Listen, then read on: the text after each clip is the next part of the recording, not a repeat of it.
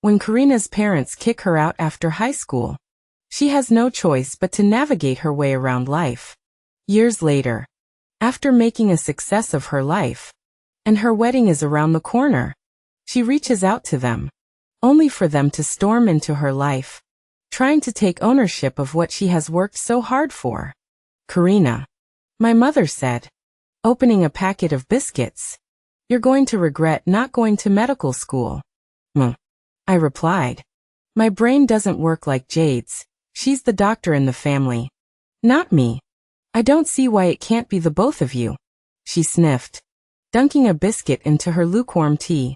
Why do you even waste your time with computers? Those machines are not going to make your life comfortable.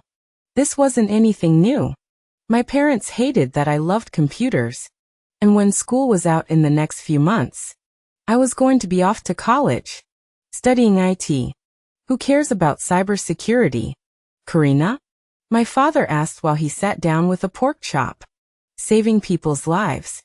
Honey, that's what success is. Not playing on computers. Cybersecurity is how your important details are protected. Dad. I would always say, rolling my eyes. It's how countries keep their people safe. It's not good enough. My mother said from the sink. After graduation, my parents made me leave the house. You've chosen this path. My mother said when I bought my IT textbooks.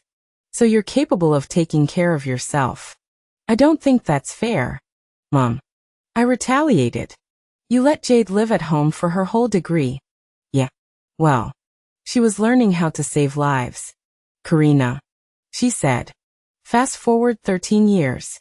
I've got a successful career, a beautiful house, and the most caring fiancé, Mark, I could have ever asked for. Are you sure that I should invite my parents to the wedding?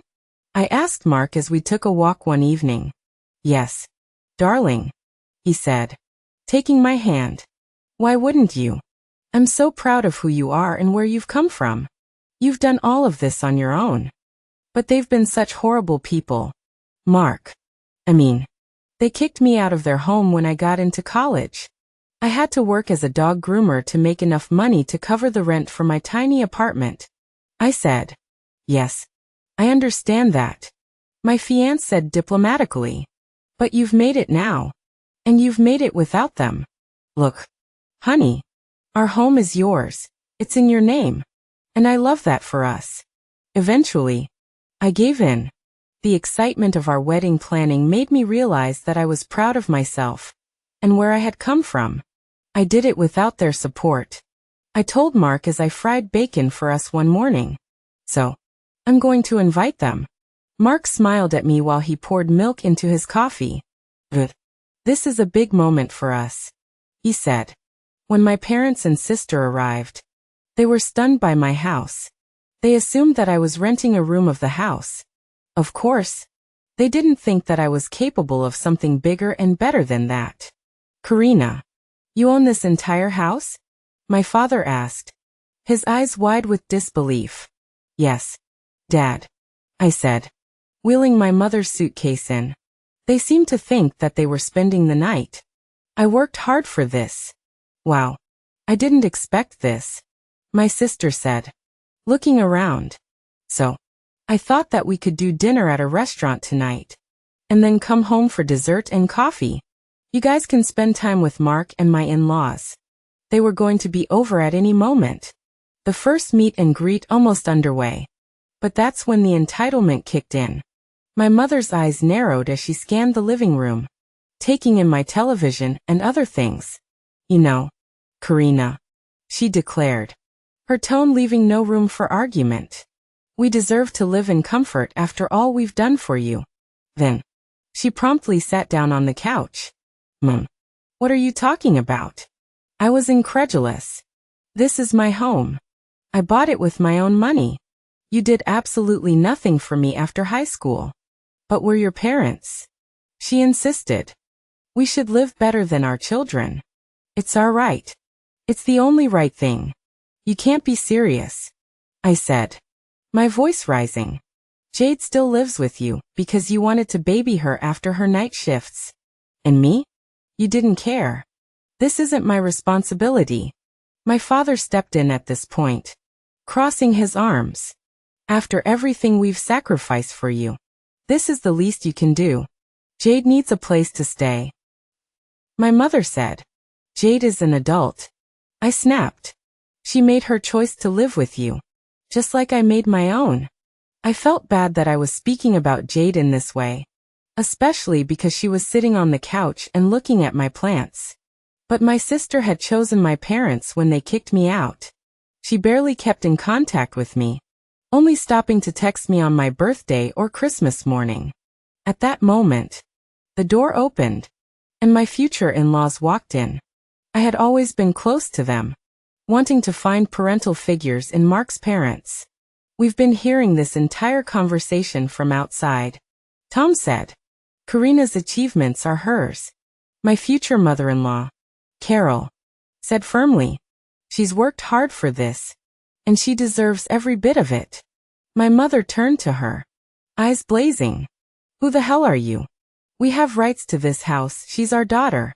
Carol didn't flinch. She stood with her arms folded, a smile playing across her face. Why did you remember that only now? Where have you been all these years? Being her parents doesn't mean that you can take credit for her hard work. Karina has earned this. My parents were stunned into silence, and Jade couldn't even look up. Karina invited you to celebrate her wedding, to celebrate the union of her and our son, to join our families. She did not invite you to berate her and have her hard work claimed, Tom said.